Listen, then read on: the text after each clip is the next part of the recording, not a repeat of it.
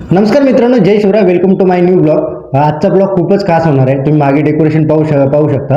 आज माझी मुलगी आजिरा हिचं आपण बोरनान करणार आहोत. बोरनान हे मकर संक्रांतीनंतर केले जाते.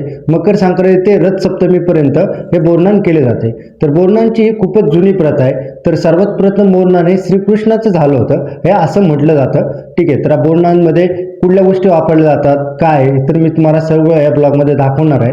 तर कंटिन्यू करा आणि शेवटपर्यंत नक्की हा ब्लॉग पहा. चॅनल सबस्क्राईब केला नसेल तर प्लीज चॅनल सबस्क्राईब करा.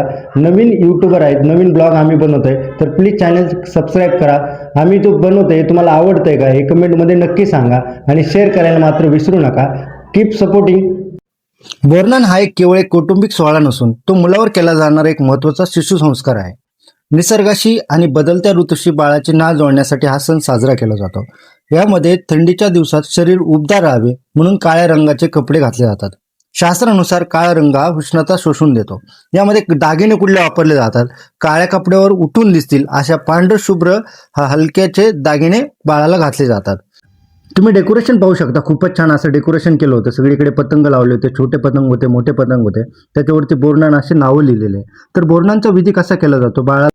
बाळाला पाटावर बसून औक्षण केले जाते. त्यानंतर बाळाच्या डोक्यावरून ऊसाचे तुकडे, गाजराचे तुकडे, चुरमुळे, लाह्या, बिस्किट, चॉकलेट हे हळूवार डोक्यावरून बाळाच्या टाकले जाते.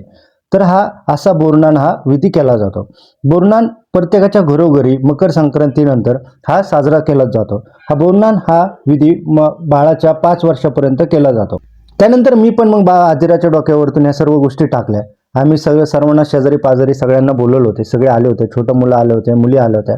मग सगळ्यांना आम्ही शेवटी चॉकलेट वगैरे दिले. त्यानंतर मी माझ्या मुली आजिरासोबत फोटो काढले. माझी बायको राणीने पण फोटो काढले. खूपच छान ही दिसत होती. आत्ताच ही 8 महिने हिला कंप्लीट झालेत, 9 महिन्यात स्टार्ट झालाय. ब्लॉग आवडला असेल तर चॅनलला सबस्क्राईब करा, शेअर करा, कमेंट करायला मात्र विसरू नका. भेटूया नेक्स्ट ब्लॉगमध्ये. Thank you for watching this video.